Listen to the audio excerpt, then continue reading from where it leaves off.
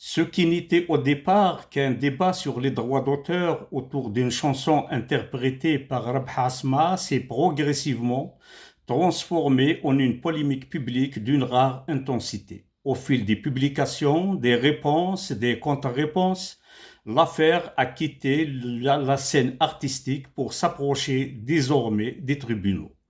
Le dernier épisode en date est celui qui semble marquer un point dans non-retour. Abder Khalid a annoncé dans un court message publié sur sa page Facebook son intention de porter l'affaire devant la justice, une réaction directe aux déclarations du poète, auteur Ben Mohamed. Le message est bref, mais sans ambiguïté. Quand on met en cause mon intégrité, je ne polémique pas, je défends mon honneur. Monsieur Ben Mohamed, alias Mohamed Ben Hamadouche, vient de m'accuser de faits sur lesquels il va devoir s'expliquer devant les tribunaux. Je lance contre lui une procédure pour allégation mensongère. Par cette annonce, Abder Khalid estime que les limites de la controverse publique ont été franchies et que les accusations évoquées à son encontre doivent désormais être examinées par la justice.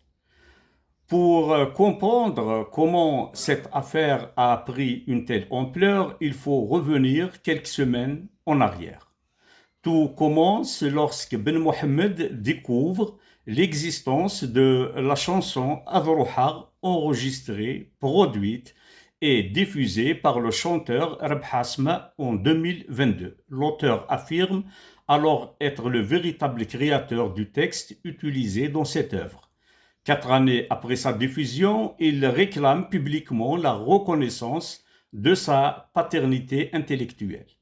Dans son intervention, Ben Mohamed ne réclame ni dommages, ni intérêts, ni remboursement de droits déjà perçus.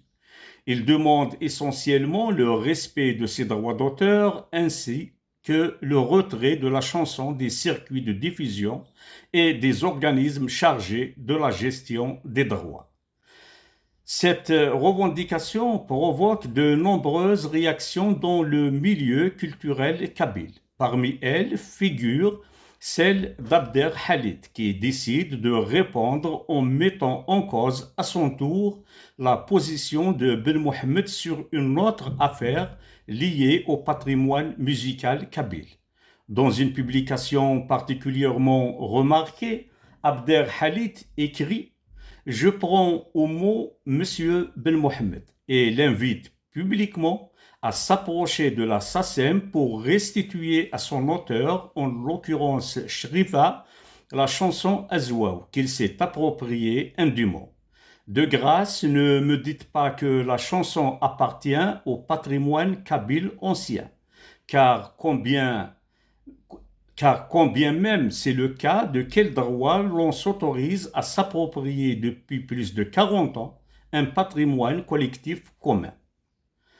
Par cette déclaration, Abder Khalid reproche à Ben Mohamed ce qu'il reproche lui-même aujourd'hui à Rab Hasma, l'appropriation d'une œuvre qui ne lui appartiendrait pas. La réponse de Ben Mohamed ne tarde pas. Dans un long communiqué diffusé sur les réseaux sociaux, il revient en détail sur l'histoire des chansons Azwaw et Avavainouva. Il conteste les accusations portées contre lui et affirme que Azwaw relève du patrimoine populaire kabyle. S'adressant directement à Abder Khalid, il écrit « Je suis désolé de lui rappeler que jusqu'aux années 70, la majorité des anciens chanteurs, y compris Sherifa, ont puisé plus ou moins dans ce patrimoine tout en se déclarant auteurs et compositeurs de leurs reprises. » Ben Mohamed affirme également avoir vérifié les archives de la SACEM. J'ai été sur le répertoire de la SACEM où j'ai cherché ce titre avec la même transcription de l'époque. Le nom de la regrettée Sherifa n'apparaît nulle part. Selon lui, si la chanson avait été déposée auparavant par la diva de la chanson kabyle, sa propre déclaration aurait été rejetée. Mais c'est un autre passage de son communiqué qui va faire basculer la controverse dans une dimension beaucoup plus sensible. Au détour de son texte, Ben Mohamed évoque un ancien spectacle de la grande chanteuse kabyle Nouara organisé à Paris sous la direction d'Abder Khalid.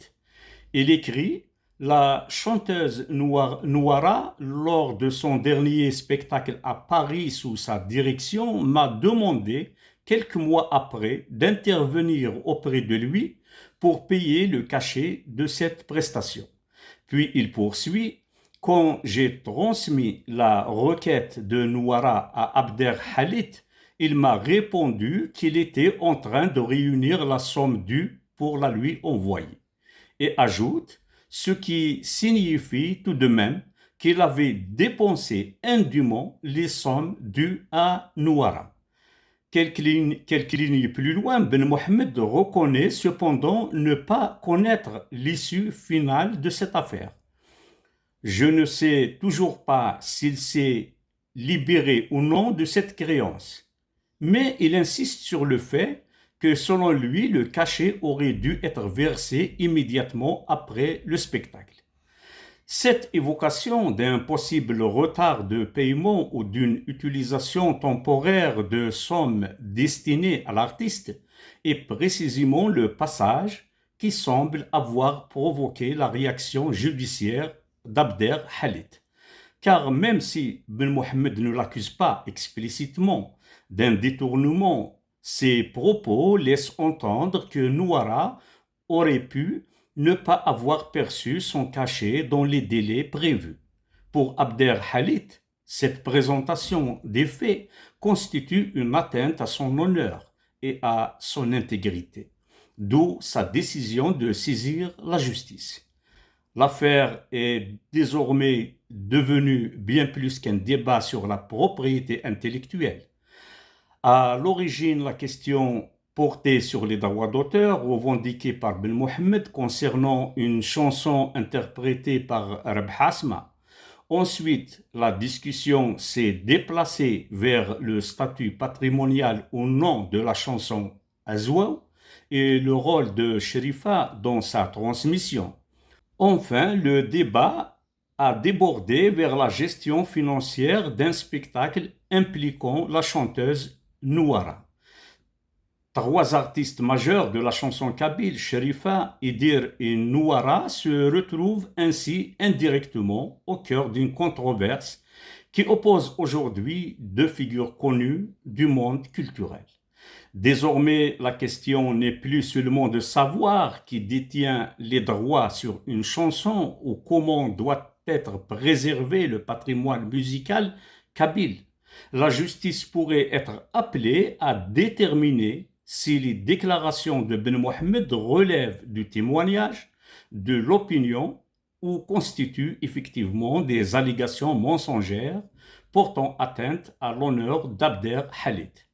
Une chose est certaine, une affaire née d'une revendication de droit d'auteur s'est transformée en une bataille publique où se mêlent mémoire artistique, patrimoine culturel, réputation personnelle et désormais procédure judiciaire. Au revoir.